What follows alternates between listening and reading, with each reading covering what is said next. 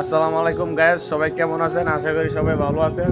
তো আজকে সৌদি আরব আইছিলাম গাড়ি দিতাম। তো সৌদি আরব মাটিতে আমি যে জায়গার মাঝে আছি অনেক দোল উঠছে, কি ঘুমু মনে করেন আজকে গাড়ি দিতাম পারতাছি না।